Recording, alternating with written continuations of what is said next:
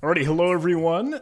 Thank you guys for tuning in. Hello, my name is John Hammond, which I'm sure you might already know, considering, hey, the YouTube channel that you're watching. But this is a special video. This is something new, and this is something different, because I am joined by my friend here, Christine.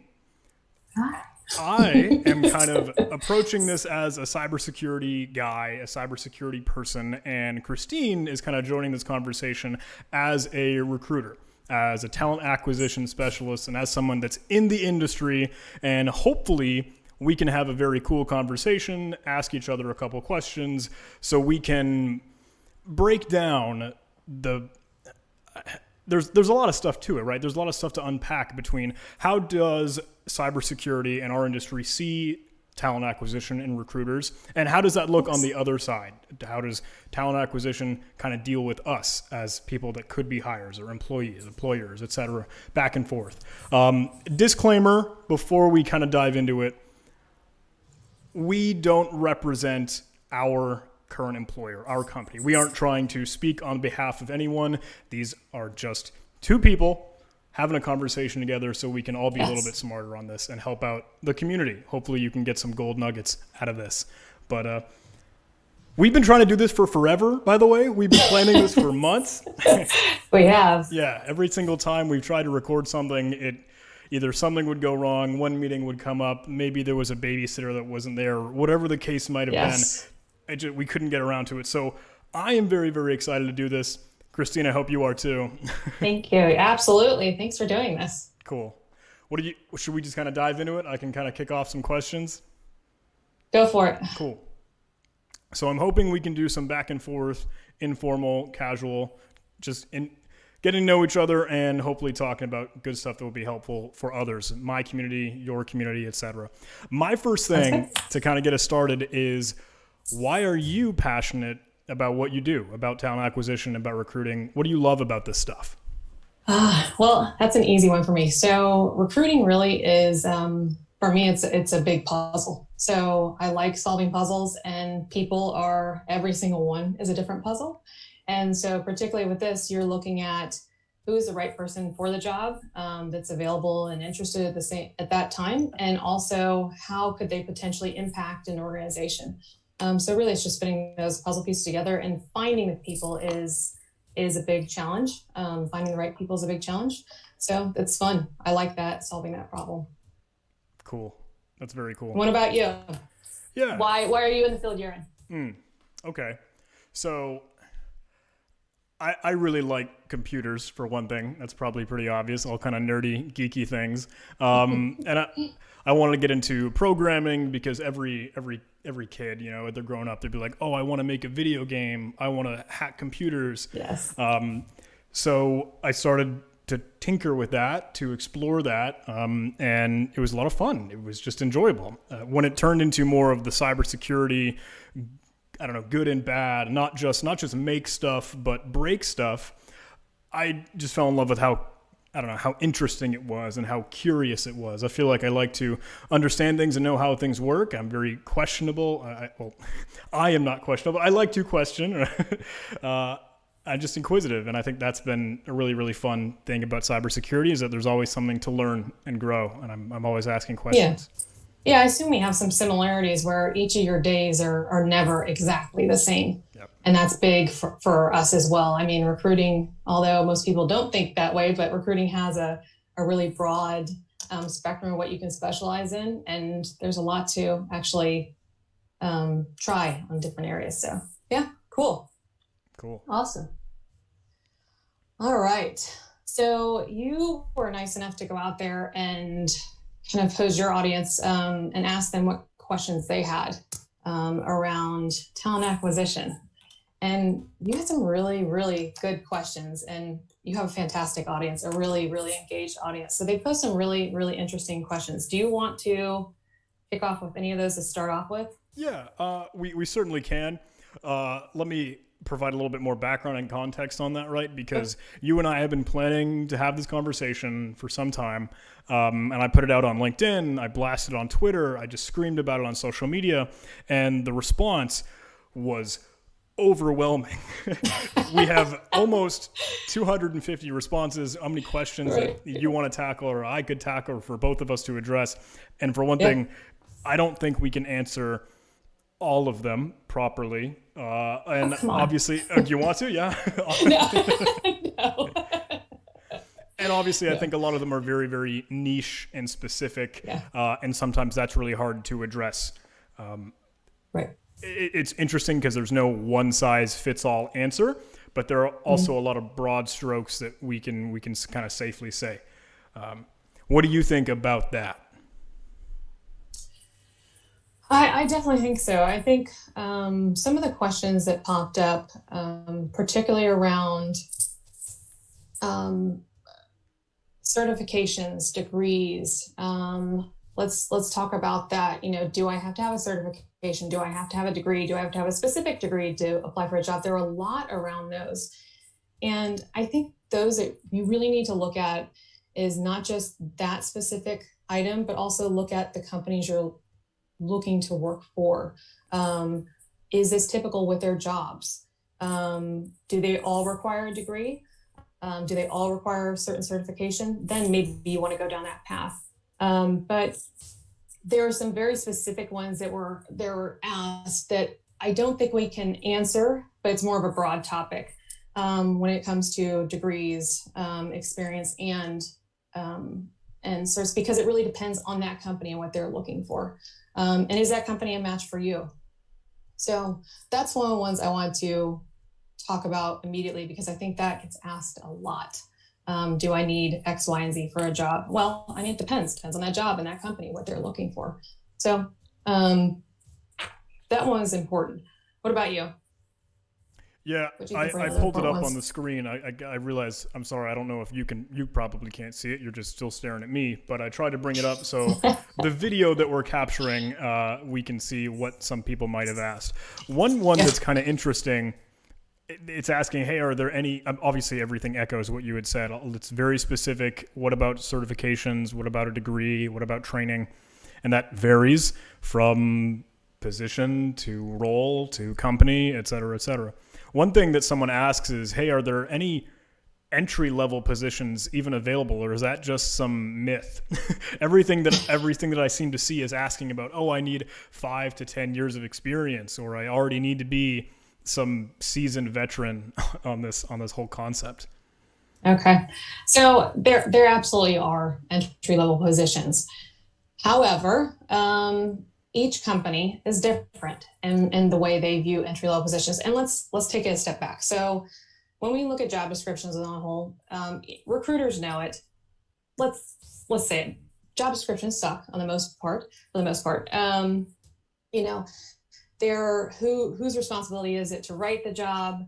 And the recruiter's typically the one that's posting it, but who's responsible for the data that's in there and making sure it's accurate and it's what's really needed for the job. So when you look at that, you may see things out there that really tell you that this job is not junior. When you see a job out there that's 3 years of experience and then they're calling for a CISSP, well, obviously that's not junior, right? We know that. That doesn't mean that recruiter knows that, but it got lost somewhere in translation. So there is that issue with job descriptions. What I would say from there, though, is that you need to look at a few things. One is just applying for the job the best way to get into an organization? And the answer to that is going to be no. We know that referrals, whether it's someone you really know or someone through a network that you know, is the best way. A social referral is the best way to get into a company. So I would go that route, and I would connect with people with that organization and find out really what's needed. Cool. Do you think there are any other kind of specific ones we should dive into on that? Or a lot of these are asking, hey, what about different countries? What about even a different continent? And unfortunately, I can't particularly speak to that. No, I can't either on that one.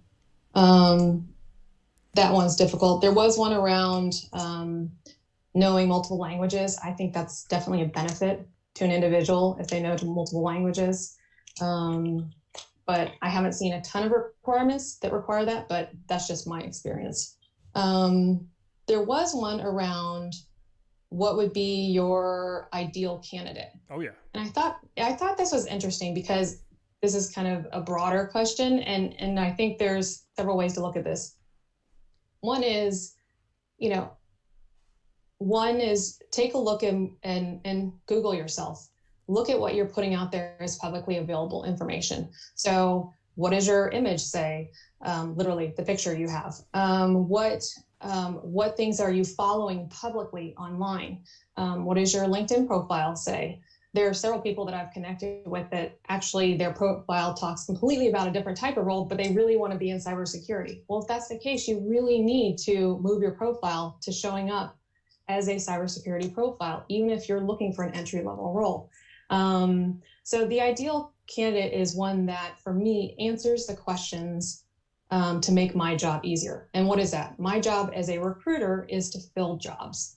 There are a lot of us that are really nice and will help people out and to try to provide additional information on whether it's your resume or resume building or networking or kind of like what we're doing here. But at the same time, my main job is to fill my jobs. So, I'm not the best for career guidance. If you want to start there, there are plenty of people out there, Katia Dean, or going to, cyberseek.org, one of those places and getting additional information. There's tons of people you should network with. Obviously, John, you're one of them. But that's really important. But having a profile that answers those questions for me. So if I have a job and it says, you need X, Y, and Z skills or X, Y, and Z experience, do you have that? And then also the flip side of that is if I go to that profile on LinkedIn, are you talking about things that, in my organization, we don't want to cover those things, maybe, I don't know, let's give an example of things that we wouldn't necessarily see. Like I necessarily don't want to know about a person, right? So if it's publicly available, make sure it is what you want to present to an employer, I guess is what I'm saying. So a person that answers those questions and is easy to contact and easy to follow up with. So yeah, Okay. those would be the big ones. Cool. This is cool because now my mind is starting to go into different places of things that there's a lot to unpack, right? Because when I think about us, I guess my world, the culture, the community, the scene in InfoSec or cybersecurity or some of that. And I'm obviously not trying to speak for anyone or making any or I don't mean to be making any big assumptions, but I think there are two different kinds of people. Some that will be very, very open and very, very willing to talk about themselves or discuss and showcase and present the stuff that they do out online. Like, I think I'm a stupid fine example of that. Cool. You can see me screaming on Twitter. You can see me everywhere on LinkedIn, obviously the YouTube thing. Right.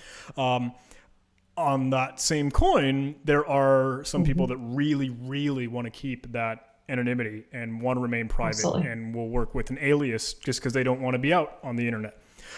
From what you're telling me, it sounds like, well, that doesn't really help if you're job hunting, right? Right.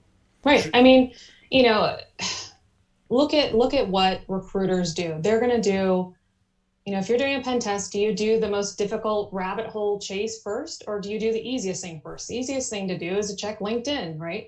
So we start there first, and do we find the nuggets to solve our problem there? Cybersecurity on a whole is harder in that regard. Just like you just talked about, there are plenty of people that don't have a profile online anywhere. But if you want to be found, then you have to be found. And it's okay to make that judgment either way. There are ways you can work around that. But, in that case, that's if you're somebody who says, hey, I don't want to be online, that's where I would connect through, the different B-Sides organizations, the different meetup groups, any of those groups that you can connect with people and let them know that you're looking for a job. Okay, so you don't have an online profile, but you're connecting there and making those connections and hoping that, that person can lead you to the right position or your next job. So that networking piece is going to be big there with those groups. Cool. That's very cool. I like that. It's like, I always tout kind of the same thing. Hey, go to B-Sides, go to conferences, go to events. And I remember you told me, hey, you were going to something, I don't know, it was B-Sides Tampa or where it was, but you were hosting a resume review workshop. Yes. So one of the humongous questions we see all the time is, okay, on our resume, what is the most important thing? Do they care about the degree? Do they care about experience? Right. Do they care about certification? And if I'm echoing kind of as what you spoke to earlier, forgive me, but I know all the time they ask, hey, I don't have this certification. Can I still get a job? I don't have a bachelor's. Can I still get a job? Right. Anything on that? Or?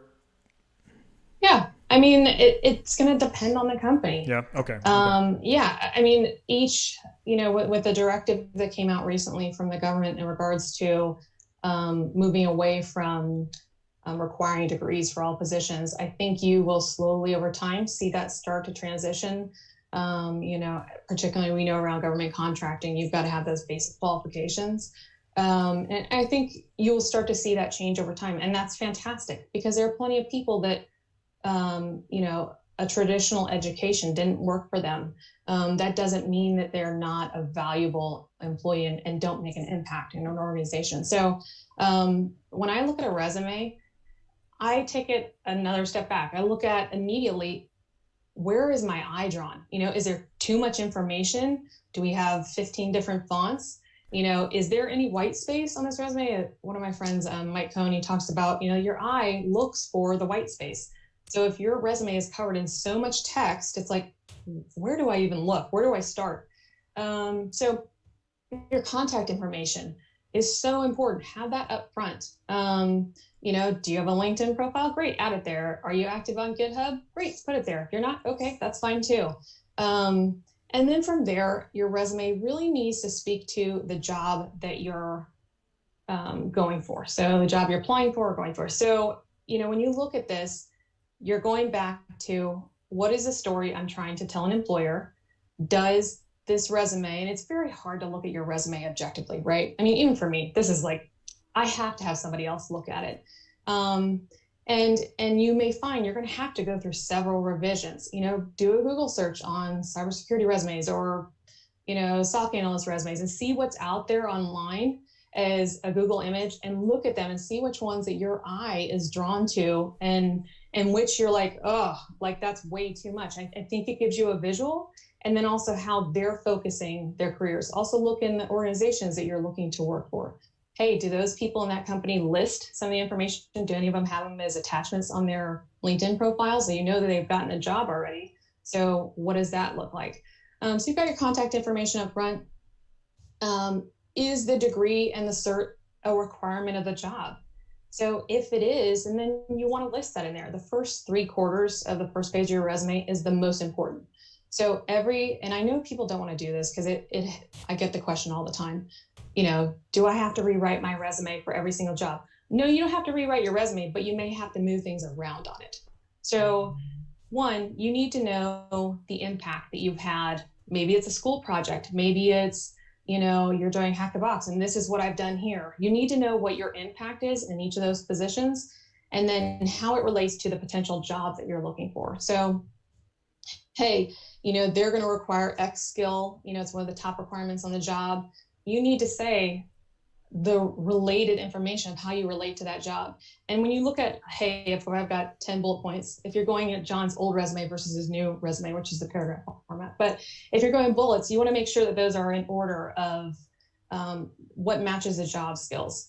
So that, again, you're making a recruiter's job easier, an HR, an admin, whoever it is that's looking and saying, yep, this person has X, Y, and Z for this job. Because trust me, despite what people think, we actually want to fill those jobs and not have to look at 50 more resumes. Not that there are 50 cybersecurity professionals applying to all of our jobs. That would be a giant myth, but but at the same time, you want to answer those questions up front for them. That just means moving a bullet around, but or a sentence around. So what are you saying in those sentences?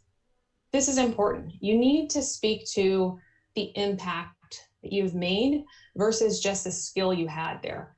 I find a lot of the times where I have kids and I say, hey, they'll blurt out a statement to me. I'm like, okay, complete the sentence. What are you actually telling me? This is what you need to do there. You need to give a full, complete picture of what you're talking about.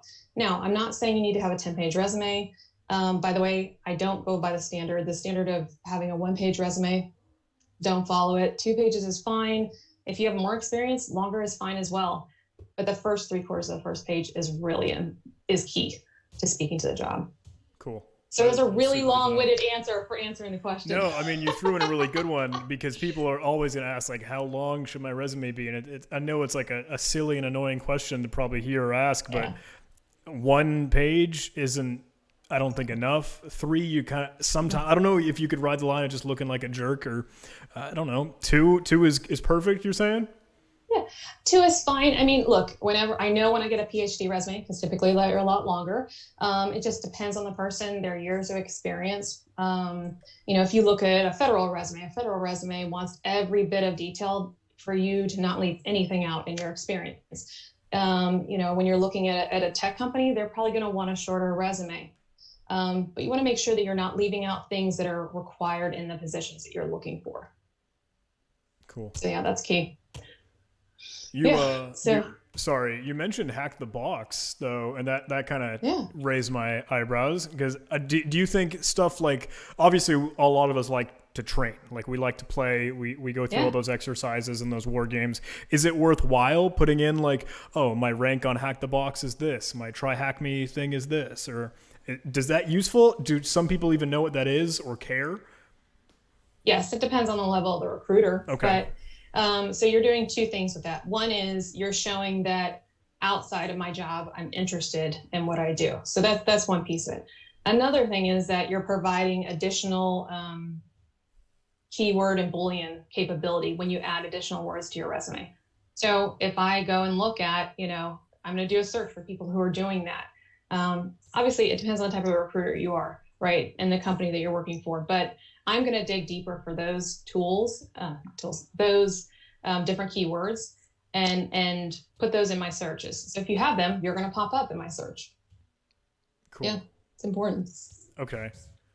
So if I'm asking you too many questions, forgive me. I mean, we can totally change the game in a moment. But I do want to ask, because now that you mentioned, the search, right? This ominous kind of thing that you need. Please help kind of fill me in, because I don't know what that recruiter or talent acquisition process looks like. And obviously there are some people that might ask like, oh, are all the recruiters super selfish because they don't care if you get the job or not? They need to do it for their own quota. How does that work, if I may? That's another one I'm not going to answer well, because it totally depends on the organization. Can I interrupt you before we jump in real quick? I see a timer notification on Zoom that says, hey, this will end in 10 minutes. Upgrade now to remove the time limit. Can I tell you when we're getting close to that cutoff time, and then we can just rejoin if you want to keep talking? Yeah. Awesome. Yeah, that works. Cool. Totally lost my train of thought. Sorry. How does the talent acquisition and recruiting process work? What are the deep, dark, squirrely secrets? First of all, baseline. So there is no degree in talent acquisition. So each person's skill and training is going to be very different. Like you, I'm really interested in my field of choice. So I spend a lot of my free time reading about it, attending conferences, working online with other people to better who I am as a recruiter. So that is just a base of information. So you're not going to get a standard of service and or skill, which is a challenge for us, and we know that. Secondly, there are different types of recruiters that are going to reach out to you. And it's okay to have a conversation with them. And what I mean is, so for instance, myself, I love what's called sourcing for us. So I love the search for someone. I like the pulling publicly available information. I like doing that deep dive and looking for someone. Not everybody does that. There are recruiters that are compensated based on a person being hired, and there are people that are not. It just depends on the organization and their, kind of compensation structure for those recruiters. So the actual process of finding somebody can be very different as well. Some recruiters are, really like LinkedIn and job boards. And some recruiters, really are big on the different social media platforms. And then some recruiters like doing just X-ray searches. I mean, it just depends. And of course, there's tools on the market as well to get additional information from people. So whether it's getting just their contact information. So if you look at kind of the OSINT level, that's not the technical side of it, but more of just finding information. Yeah. So, yeah. That's still very cool to me. I guess I just never thought of it, like I never think about my work is cool. Come on. I don't know. I never think about the real databases that people use to find you to help. Honestly, like yeah. if you're... Well, I mean, yeah, you have to look at like the history of recruiting, right? The market used to be in our favor.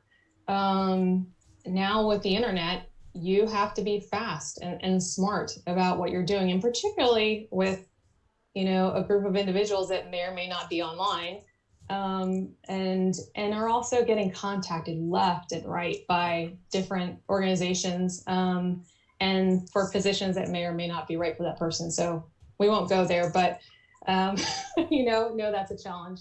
But we know that how quickly we get to you and how effective we are in our messaging is very important. Okay. So yeah. Okay. So on that note, let's talk about getting in contact with, and we're lumping you into everybody into cybersecurity, by the way. So we know you don't specialize in everything, but you are easy to find, right? So you're one of those golden nuggets, those, we used to call them purple squirrels, now they're unicorns. So you're one of those people that is easy to find online. How, and recruiters love to find different ways to contact people. So whether it's, text or email, that's not original, but phone calls, which do you prefer? And do you hear others talk about that? Okay. Yeah. So for me personally, and I guess I have my own repertoire of work experience or places I've been, and it's just how I like to be reached out to. I prefer a classic email, in all honesty, just because it also gives a little bit more control to me, and then like I'll respond to you when I have time to respond to you, Yes. and if I even want to, I could be a jerk and just totally ghost you, which I'm sure is Right. another can of worms we could get into. Yes. The phone calls I don't like as much unless we have planned that or already coordinated, like, hey, I can chat with you at this specific time. And a lot of that probably comes from me in past work experience. Like obviously I had worked in like a skiff or a secret space where I don't have the availability. I literally cannot answer your phone call unless you tell me to go leave. And that's just part of it. Texting, honestly, I've never actually had a conversation with a recruiter in that realm. I think that would be very cool personally, just because I think that adds a little like personal touch, and it makes me feel like, hey, we're bros, we're buds, I would like that, but it would, I guess it would kind of depend on the approach. If like, hey, are they being friendly? Are they willing to? Are they visibly on my side to help me and kind of help me grow? So the flat, stupid, easy answer in my case is I just prefer emails or a silly LinkedIn message. But I mean, as you might say, well, then I could very easily not respond, and that probably doesn't help you on the recruiter side. Right. Well, what about thinking in terms of, so say that you do open an email.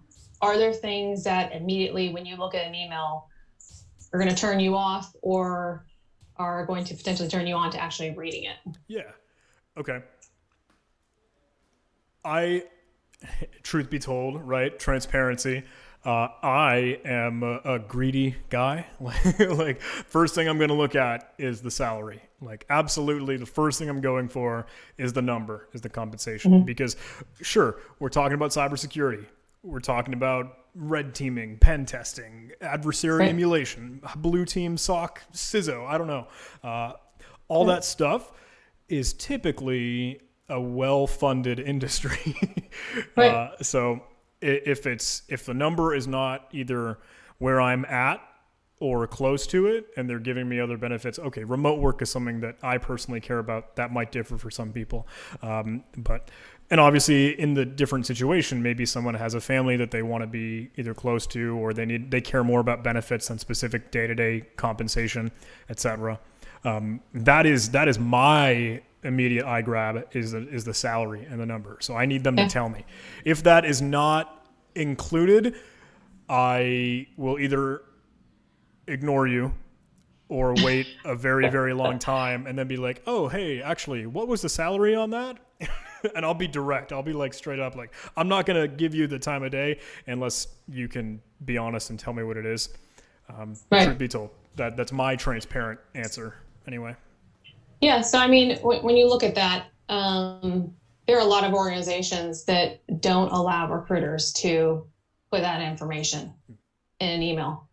So what would you suggest for a recruiter in that case that literally can't put the resume in, or the compensation in a actual email? Interesting. I didn't know that was like a limitation. I mean, that makes sense. That makes sense. But are they capable to kind of put a range, or can they safely say like, hey, north of six figures, or like south of six figures even, or can they put a window? Is that kosher?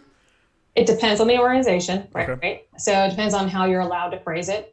Some organizations want to make sure that you're interviewed before they talk about that compensation piece or confirm a range for you. If there's other contingencies to that position, they may want to clear those first before they can give you compensation. A lot of times what it will look like is they will ask for your desired compensation, what's important to you, and that process, and that, if you were to get an offer, what amount would you be looking for? And then they can kind of tell you, yes, you're in the range, or no, you're way outside of it. That is typically what you're going to see. And I think that's a challenge because I think there's a miscommunication there. And I think what happens is a lot of times that people think that if we don't offer someone the highest salary, like we're reaping some reward from it. I've kind of heard words around that. And, typically that's not going to be the case. We want you to fit the job so that we have less of a job finding the next person, to fill that role. I don't want to cut you off immediately, but I'm seeing Zoom. Yeah, Zoom's telling me, it's about go time. So I will restart this conversation if that's totally cool with you. Yeah, absolutely. Yep. Stand by. Cool. Okay, awesome. Sorry about kind of that flop there. We're doing this through Zoom. No worries. We've been trying to figure out, hey, what actual conversation platform can we get this right on? So Zoom looks good, but it's also hurting us on time. Yes, it is. Yes, it is. Taking a little longer too. So yeah, it's good. Cool. All right. So what were we talking about? You were asking me a little bit about salary, and you were telling me like, hey, that's not always something that recruiters can discuss or have that conversation with. Yeah, we can't disclose it, right? Okay. Right. So not until a lot of organizations won't let you, the recruiter give that information until you've been maybe technically assessed and kind of proven that you were serious about that process. So you're going to go through filling out an application, or maybe you've gone through an interview, a manager, or a technical interview or something like that. That's an example. That's not required for all, but be aware that there are maybe organizations where they can't tell you what the compensation is. So yeah, absolutely. Wow. Have you come across that at all? I think so. I mean, I have been in through a few phases or transition points where like, hey, I'm looking for a new gig. I'm kind of, away from what I am doing currently because I'd like to do something else.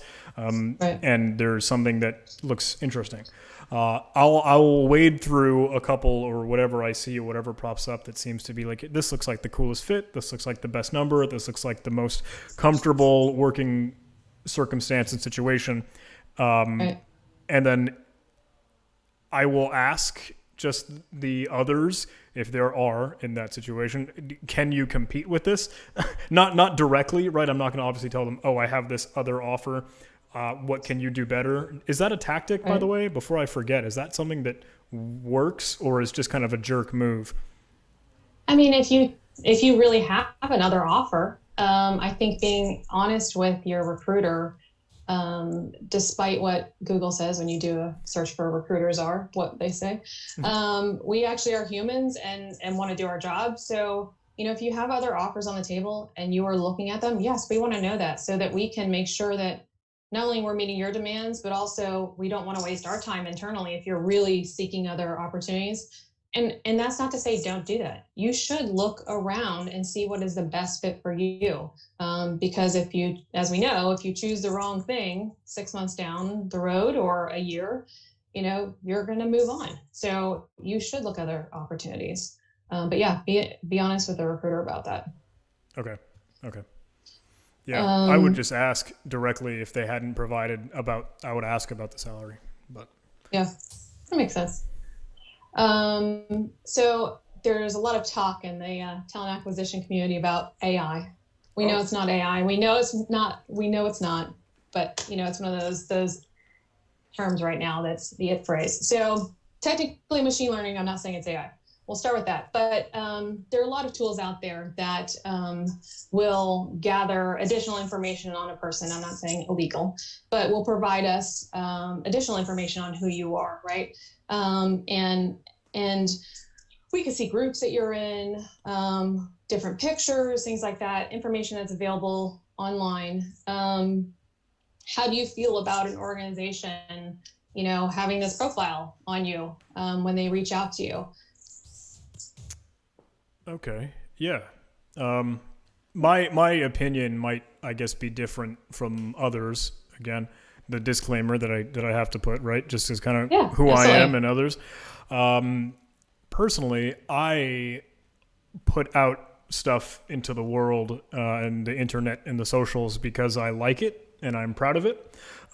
If obviously there were some silly kids that were putting out information, sharing photos and things about not good things that like you've discussed before, hey, we just genuinely don't want to see, that's not cool. That would be a bad thing. If a company has a database or if they are finding this information about me, in my case, I like that. But that's just me. That might not be the same thing for everyone. But again, I take the stance like I'm going to put stuff out there that I like and I'm proud of, and I think that this is cool, and I want other people to see it. Otherwise, I wouldn't do it. Right. So one of the coolest things for me is when a recruiter or when a talent acquisition specialist or an individual kind of says like, dude, I saw your talk the other day at GrimCon. That was really cool. I like that you did that. And I was like, oh, thanks, man. Right. I'm keeping up with your YouTube channel, John. Congrats on 100,000. I'd be like, oh my gosh, thanks so much. I love that, but maybe my situation is different from most. If another individual maybe has a website out or they share their portfolio and then the recruiter says like, this is really good stuff. Are you cool with me bringing this to my customer, my client, or the company that I would like to showcase you to? I think that would be a feel good feel for me. Personally. Yeah, and the reason, and as I said, I'm not talking about doing anything illegal with gathering information on people, right? So I think that, and particularly if somebody's looking for a job, you should try to find commonality with the people that you are looking to network with within an organization. So if you actually come across the manager for the group that you're trying to work in, find commonality with that person, do a little research online. Have they written white papers? Did they go to the same school as you? I wouldn't go as far as to take it to a creepy level, right? Like, oh, I live a street away from you, I wouldn't go there, right? So, but at the same time, I think finding that commonality is a comfortable space. But at the same time, you're seeing other countries, that are pulling back from that and putting requirements in. GDPR is a big one for companies, how they collect that data and what they do with it, and you have the rights to your data. Yeah. And so I think it's an interesting topic that will evolve some of the technology that we use potentially to find people in the next few years. So that will be kind of interesting on our side to see what happens. So particularly if that comes to the US. That is really interesting. Yeah.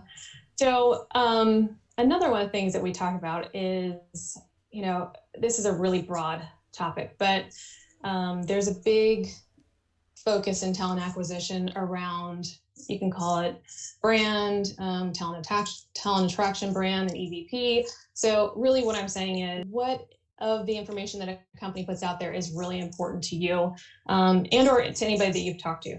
So is a brand really important? And what stands out for you? Yeah. Okay. Obviously, I think it does. Like, undoubtedly, my immediate answer to that, like, does brand matter?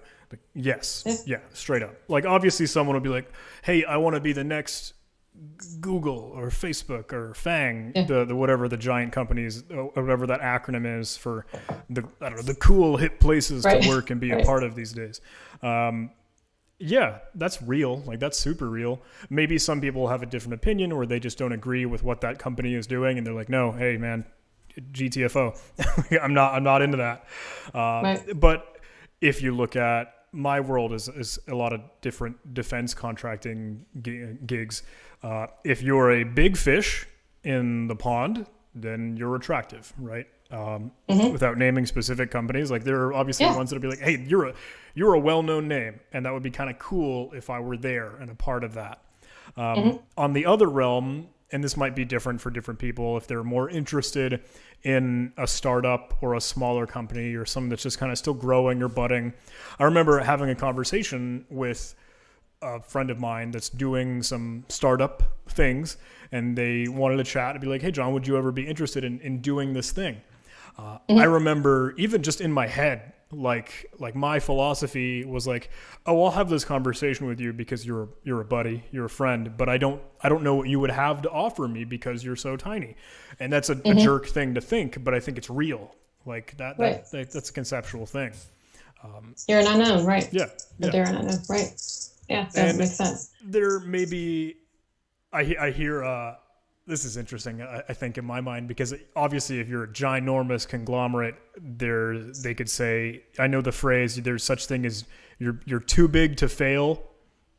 And I think on the other side of that, you can be so big, it's too big to not fail. Like, it has to. Like, okay, this isn't going to be good because I'm just going to turn into a number. I'm just a cog in the machine. No one particularly cares about who I am. I'm just an entry in the database.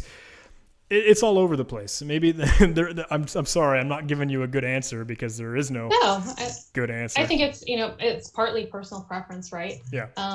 But what research would you do on an organization, saying it's one that you had never heard of before? What would you do?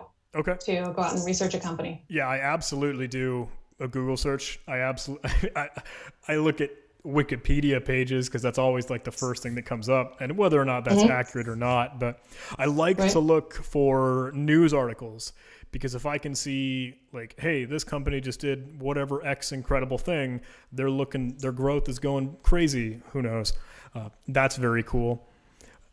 Maybe again, if that's a smaller company, maybe there aren't going to be so much common stuff about bigger ones. I will also look at, I don't know if it's AngelList or Glassdoor or whatever those things are. That'll tell you about like the quality of life there, like how the work actually is.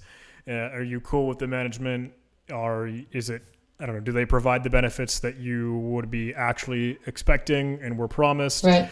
Stuff like promotion cycle, I don't even know.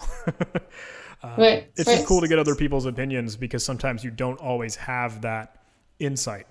I think one of the greatest things, maybe this is a tangent, but I think one of the greatest things a talent recruiter or talent acquisition recruiter could do is when they're having a conversation with a potential candidate, if they could say like, hey, I've got this person I've got this employee that's actually in the same department or same group, or it would be a coworker that you would be working with. Are you cool if I set up a conversation between you and them just to get the real deal? I don't know if there's a risk in that from the HR perspective if that person gives bad news, but it would be really, really cool just to be like, hey, this is going to be the person that I'm really working with, and it's awesome to really get their opinion, like, unfiltered, No, I think that's a really good idea, and I think that if more organizations did that, it would help their hiring process, because a manager is going to give you, if you do an interview with a manager, they're only going to give you so much information around the position because they're in a management position. if you're able to talk to potential peers, I think that's hugely helpful to get a full round, well-rounded view of what the group, program, organization is really like. That's a big one. Okay, let's go with the one that's really kind of silly. So recruiters just starting in recruiting in cybersecurity. And all of the lovely images out there are of you all wearing hoodies and sitting in dark rooms and potentially, growing mushrooms. So I see that you're in a lit room, but is this a common thing? Do you all sit in hoodies in dark rooms? No. No. It's funny. There was like a thing on Twitter some time ago where all these whatever InfoSec or cyber people were being like #no hoodie. I don't even know what it was, but it was like a normal picture of just a person in their backyard.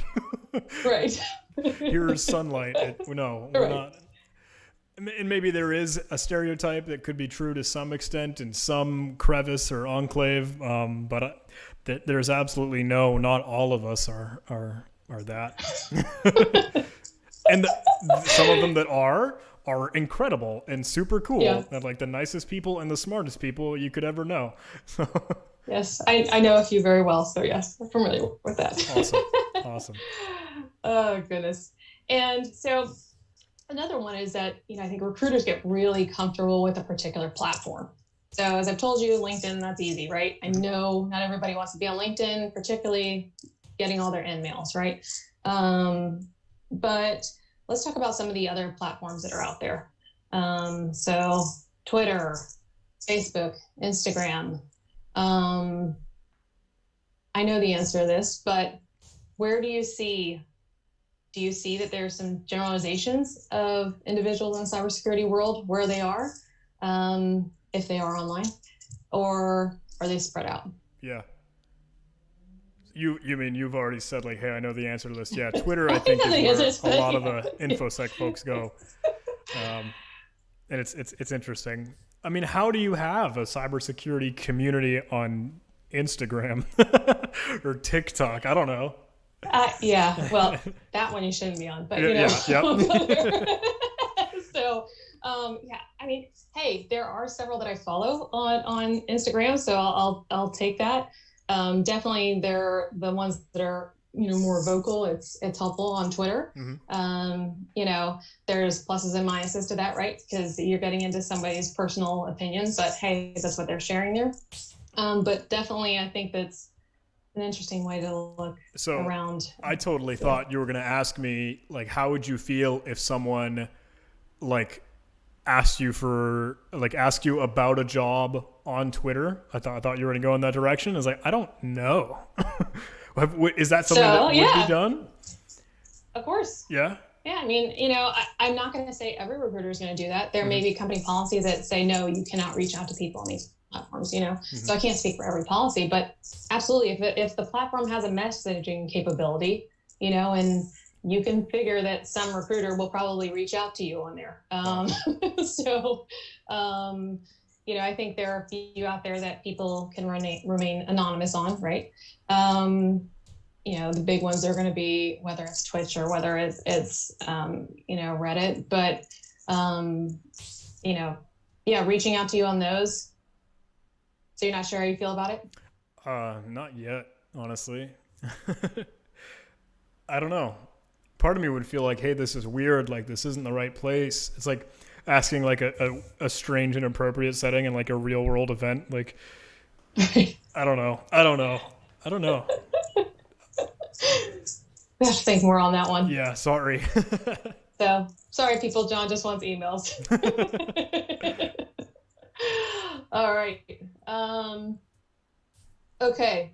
So we want to talk about some horror stories that we have. That we have come across in the past. The fun stuff. I know a lot of them on the recruiting side get posted online. So yes, I've read a lot of those. But did you see one of the recent ones? And I don't know if this is something you've been keeping up with, but there was like a Kubernetes job posting that it was like required of 12 years of experience in Kubernetes, and like the following picture right beside it is like this technology's been out for 6 years or half that or whatever the case may have been. Yeah. That was awesome. Yeah, that goes back to job descriptions. Hey, it's two people or more, actually more than two people typically are responsible for that job description. So yeah, that's not a good representation of my industry, but hey, not just our responsibility, but I'll take it for this purpose. So yeah. So what else though? What else have you seen? Oh, okay. Oh, if we're looking at my side for horror stories, one of my pet peeves, or I guess I've seen, and it would absolutely throw me off, is getting like a LinkedIn mail or message or an email, and the heading, like the introductory message to the email, is typically "Hi, John," or "Hello," or "Dear individual name." If it's an egregious, obvious copy and paste, and it's a "Good afternoon, Joshua," and if it's like the wrong name, then I know, like, oh, come on, man, you really just lost a couple points with me. Right. Yeah. And there's different methods, for recruiting. Some individuals like to do the higher volume, so they're going to use that method. Right. And some people, are going to do individual messages.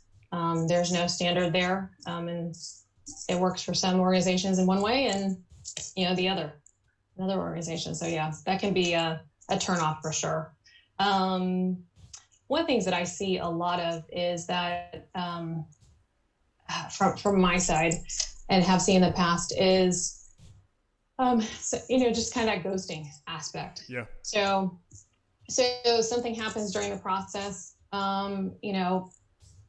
Up front, I have had individuals that have had a medical and emergency, and they have gone off the grid, right? Mm-hmm. And that's one of those places that I never write somebody off, because I know that those things do happen, right? But aside from that, one of the things that I'm seeing a lot of is, kind of that, okay, I'm behind the screen, therefore I don't have to respond.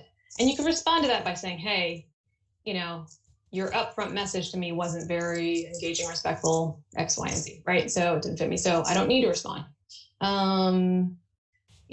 I think when we're talking about somebody being into the process, you've been talking to them, and then they just disappear. And I think that's difficult. If you have developed a relationship with somebody or started to, I think it's easy to say, hey, I'm no longer interested. We totally get it. And we really appreciate, like, when somebody says, okay, totally understand. Or we may ask you back, hey, did you, accept an offer or something like that? But, because typically we have to close things out on our side and say why this stopped. But at the same time, I think that's a big one, and it happens a lot. I'm hoping, that changes over time. Maybe the messaging needs to be different from the recruiting side, and we come to a better place in that. But that happens a lot. And I think there's multiple reasons for that, right? So maybe it's another offer that you've gotten. Maybe it's you're not getting what you need from the recruiter.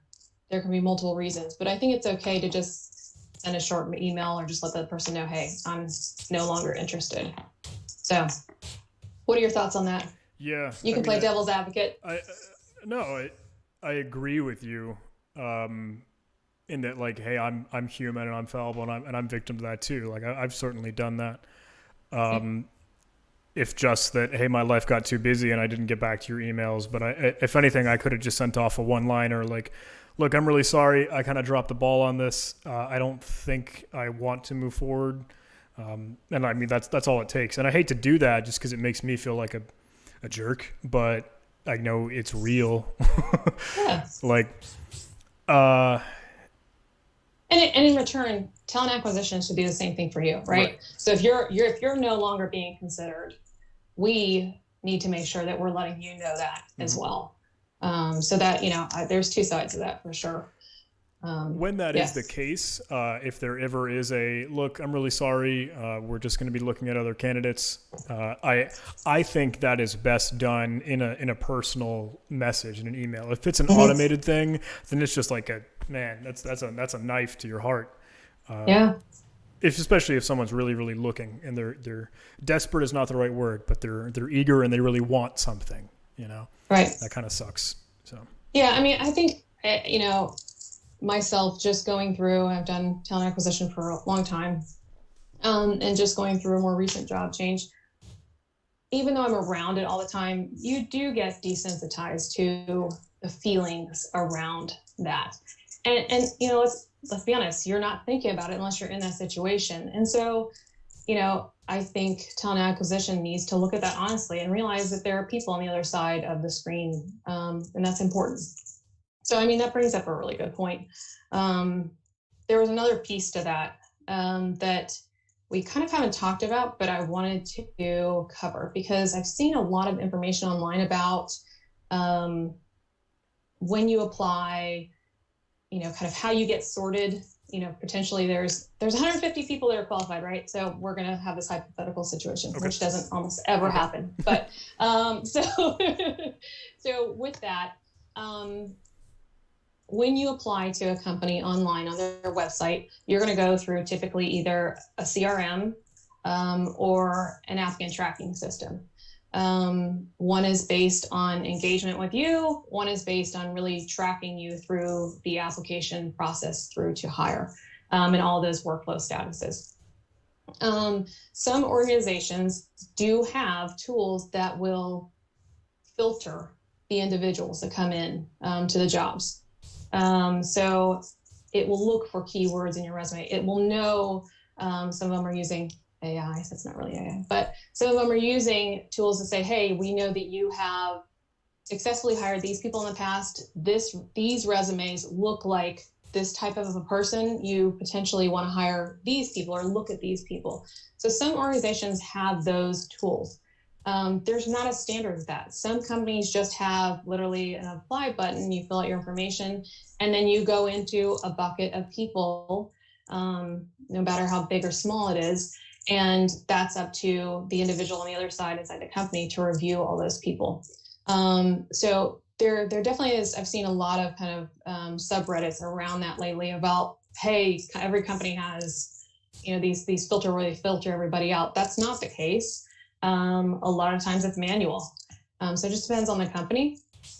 But with that applying and going through to an applicant tracking system or a CRM, there's some things that I consistently see is, one, when you're submitting a resume there, this is where you want to have that text-based resume. So the graphical resume is fantastic. It's gorgeous. I've seen several of them. I saw some last weekend with B-Side San Antonio. But at the same time, the ATS is, depending on who they use for parsing the data off of your resume and putting those into those fields, may or may not do that correctly if you have a graphical resume. That doesn't mean don't use PDF, but if you have one with a lot of, a lot of graphics in it, it can sometimes cause issues on the other end. And that then leads to a picture of who you are and you didn't even know it. So the resume that pops up for us every time somebody would search in an applicant tracking system is this resume that's all, messed up. You don't want that. So you guys would never know that unless you saw what it looks like, but it can really mess up the format on the other end. So make sure that when you're submitting through online an applicant tracking system, which you wouldn't know it's an ATS, but at the same time when you're submitting through online, making sure that that is a text-based resume. That is super good to know, because like even I tell people like, everything should kind of be text, right? That's how you're going to make up your resume. I don't think including a picture of yourself is necessary. I think that's kind of stupid. But I tell people, hey, go ahead and put like the logo of your certifications on there. But I mean, I know you're right. That's a good point. If they do whatever like OCR or stuff to scrape that out, well, that's just going to muff everything up. If it's just as simple as having a copy of your resume with the picture removed, then why not? Like, that's easy to do. Yeah, I think what the challenge is, a lot of the formats that you're seeing coming out of the different Word editors, document editors right now are a lot of these really cool tech-looking resumes. I know I had one previously as well, but I tested it to see what would happen, and it was junk on the other end. So just be aware of that. And a lot of times these systems will allow you, you're going to create a profile and it'll allow you to see what the person is seeing. If they do, obviously look at it, open that. When it says there's a document that's been uploaded, look at it. I'm not saying don't use PDF. That's not what I'm saying. I'm just saying those images that you're talking about, like for the certs and stuff like that. In that case, I would have those at the bottom of the resume, and it depends on the parsing tool that they're using, how that shows up in the format on the other side. So Cool. yeah. That's super good. Appreciate it. That's good. Yeah. Thanks. Yeah. Okay. Any other questions on your side? Yeah. How else can I help? What? Let's see.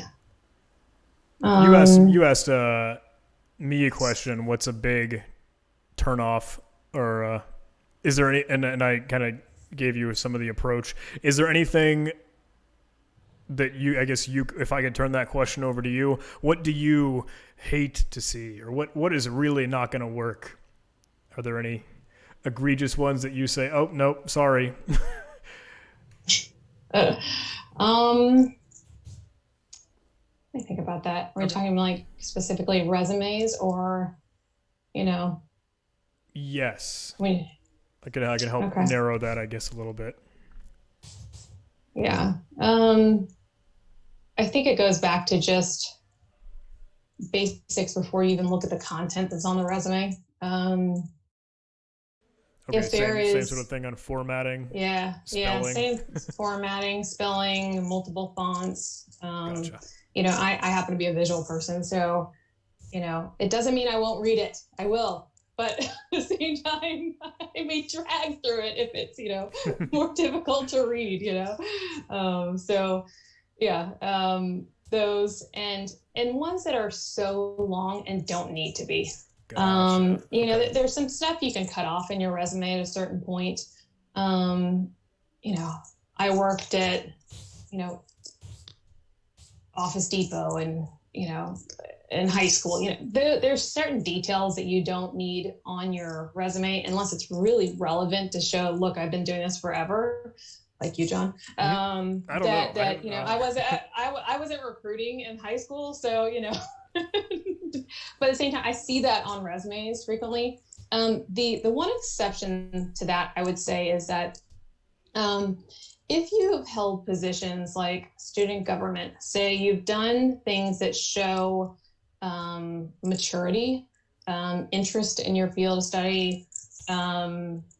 Maybe you were a Girl Scout all the way through high school, those types of things that say commitment, maturity level, then those are pluses. If it's something that's, I worked at a dry cleaner during a certain point and I'm looking for an information technology position, it doesn't need to be on my resume, right? But I still see that frequently. And a lot of times I'm seeing where people are putting really important information that relates to the job at the very end of their resume. You can see there's a ladders report out there around, how long recruiters look at a resume. Supposedly we look at them for 7 seconds. I look at them a little longer, but that's what they're saying. What is that? I'm not familiar with the ladders. Yes. Report, so ladders. Yeah. So there's some testing done around how long, individuals stay on jobs, how long, where specifically on the job does their eye go? So that I found really fascinating. So talking about kind of left aligned information was really important. And then it reported in there, I believe, that recruiters stay looking at a resume. They gauge whether they want to continue looking at a resume for around 7 seconds. So potentially they can move on from there. Now, don't quote me. The article came out a little while ago, but at the same time, that may or may not be true for every single recruiter, but at the same time, it tells you how quickly, just like you are when you're making a judgment whether to respond to somebody or not, the recruiter's doing the same thing. So you want to give them that information up front. So I think that's the most important takeaway on that one. I think that's hugely helpful. The other thing I was going to say is, I find that a lot of individuals, when it comes to, recruiters, as I said, are not career counselors. So there are places you can look. There is real support you can purchase from other individuals that will give you career guidance. You can reach out to people in communities. When it comes to salary information, there's an article on, I think it's Money Under 30, that talks about 7 different places to look at salary information. So do your research. The other piece is that I find a lot of times that we call you guys candidates, sorry. I know you're people, but I'm making a generalization of candidates, that they'll come to us and ask us, what should I look for? What should I do in a career? What should I do in a job? That's not where we specialize. And so I find that you really need to, as an individual looking for a job, do a self-assessment, first of all, do an audit online, seeing what is out there, but around you, but do a self-assessment, look at what your strengths and weaknesses are, where you want to go, what do you want to have a job, what do you want to have an organization, do a lot of research around the types of positions you want, the types of organizations, and then the people that work there, and network with the people that work there. That doesn't mean immediately reach out to every person in a company. Develop a relationship, find commonality with them. So developing that plan is big, and would be hugely helpful. So I would love to give people advice on what they should do in their careers, but I can't tell every one of you where you should work or what type of job you should take. That's not my specialty. Dang. Because I was just about to kind of ask if you could give me a good capture of what advice would you give to someone wanting to break into the industry. That's always a good closer, but if there's no one size fits all answer, I understand. No, I think they need to look at themselves. What are your strengths? Particularly if you're trying to, even if you're making a mid-career switch, do the research, find the jobs that require the skills and capabilities that you have. If there are weaknesses that you can correct, great. Work on correcting those. If they're not, then realize I shouldn't go after those jobs. That's a big one that I find that people get their eyes set on something early on because they maybe touched it in school, and then they go, this is my career path. And then somewhere along the way, they realize maybe this isn't the best fit for me. And they don't course correct, and we find that in recruiting, that's everywhere, right? But no, if you're trying to get into the field, you need to do research. What did I say to you the other day about, do your research like a pen tester and manage your career like a CISO? I don't know. It was very clever at the time. Yeah, no, I think it was that. So I think that's the biggest takeaway is you have to be very smart about this, and there's not one way, there's not one skill, there's not one cert, there's not one degree to get into it. It's the entire spectrum of what you do that will get you into the next job. Cool. I want to zoom in on that line. Do your research like a pen tester and manage your career like a CISO. That should be the takeaway. I'll take that quote. Yeah, absolutely. I love it. Cool. Well, I think this was really helpful for me. I hope it's helpful for you guys as well. Oh, I hope so. I really, really think so. Honestly, even me just hanging out and listening, there's definitely a lot that I can take away from this. So I think it's awesome, and thank you for being willing to just have this conversation. I think this has been really, really great, and I hope it helps both sides, because I know that was the goal here, was both communities. Hey, well, let's kind of break down those walls. Absolutely. It's a good time to do it. Those virtual walls, right? Oh yeah. Cool. All right. Then I guess we'll wrap it up. Thank you.